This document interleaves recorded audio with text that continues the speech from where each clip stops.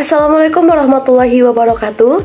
Hari ini kita belajar mata pelajaran SKI dengan judul Periode Rasulullah Shallallahu Alaihi Wasallam. Nah, adapun materi yang kita pelajari adalah yang pertama, yaitu Nabi diangkat menjadi Rasul, macam-macam dakwah Rasulullah, misi dan strategi dakwah Rasulullah di Mekah, dan misi dan strategi dakwah Rasulullah di Madinah. Hari ini kita akan membahasnya satu persatu. Yang pertama yaitu Nabi diangkat menjadi Rasul. Nah, Nabi Muhammad diangkat menjadi Rasul itu pada umur 40 tahun. Malaikat Jibril menyampaikan wahyunya di Gua Hira kepada Nabi Muhammad, yaitu dengan surah yang pertama diturunkan, yaitu Quran Surah Al-Alaq ayat 1-5. Yuk kita simak sama-sama surah Al-Alaq ayat 1-5. Iqra bismi rabbikal ladzi khalaq خلق الإنسان من علق اقرأ وربك الأكرم الذي علم بالقلم علم الإنسان ما لم يعلم.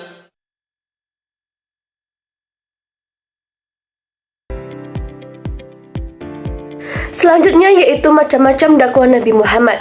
Yang pertama yaitu di awal dakwahnya di Mekah, Rasulullah memulai dakwahnya dengan sembunyi-sembunyi di awal kenabiannya untuk menjaga keselamatan umat Islam dari kekejaman orang kafir. 3 tahun lamanya Nabi Muhammad melaksanakan dakwah secara sembunyi-sembunyi. Dalilnya terdapat dalam surah Asy-Syu'ara ayat 214. Yang kedua yaitu dakwah secara terang-terangan yang dilakukan Nabi Muhammad di Bukit Safa. Dakwah ini dilakukan sesuai dengan perintah Allah pada surah Al-Hijr ayat 94.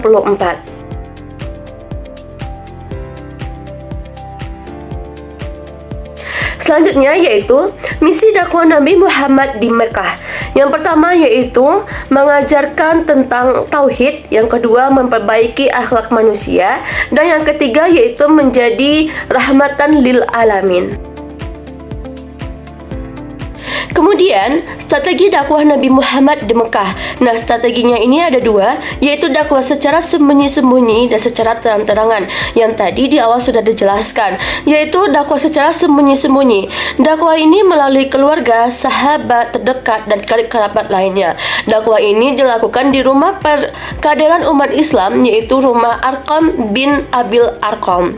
Dan yang kedua yaitu dakwah secara terang-terangan. Nah, Rasulullah SAW melakukan dakwah secara terang-terangan ini ketika Umar bin Khattab menyatakan diri masuk Islam. Nah, yuk kita simak sama-sama cerita tentang dakwah secara terang-terangan. Ajakan dengan terang-terangan.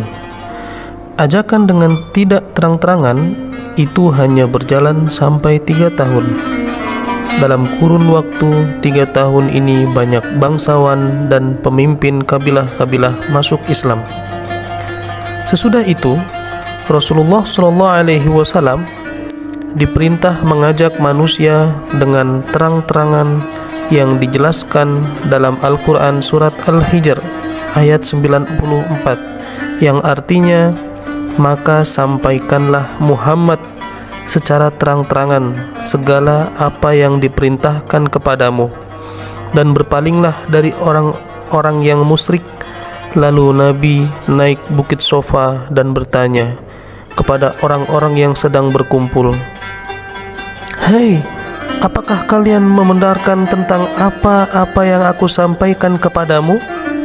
Mereka menjawab, "Iya, tidak pernah kami melihatmu berdusta dari mulai kecil sampai sekarang." Rasulullah SAW bersabda, "Lepaskanlah diri kamu dari siksaan api neraka. Sesungguhnya aku seorang penyampai, seorang Rasul. Azab yang pedih kepada kamu." Abu Lahab mengatakan kepada Rasulullah SAW, "Celakalah engkau, hai Muhammad. Apakah hanya untuk ini saja engkau kumpulkan kami?"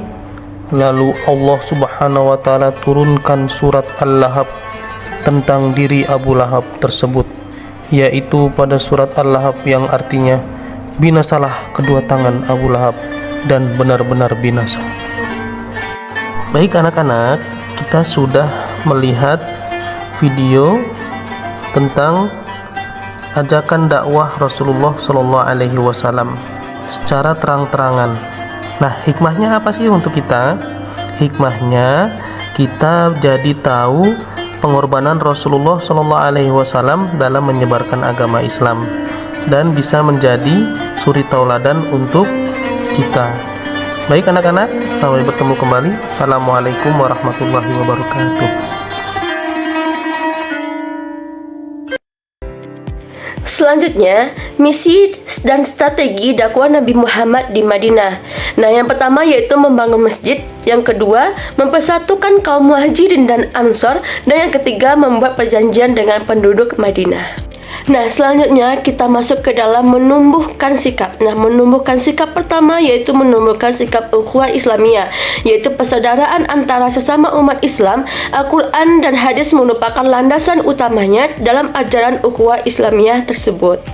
Yang kedua yaitu ukhuwah basyariah, yaitu persaudaraan yang berlaku pada semua manusia tanpa membedakan suku, ras, agama, dan aspek lainnya.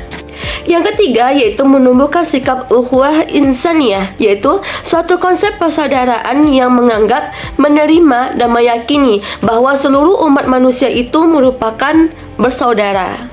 Nah, yang terakhir yaitu menumbuhkan sikap ukhuwah watoniyah, yaitu sikap saling bersaudara satu sama lain karena merupakan bagian bangsa yang satu.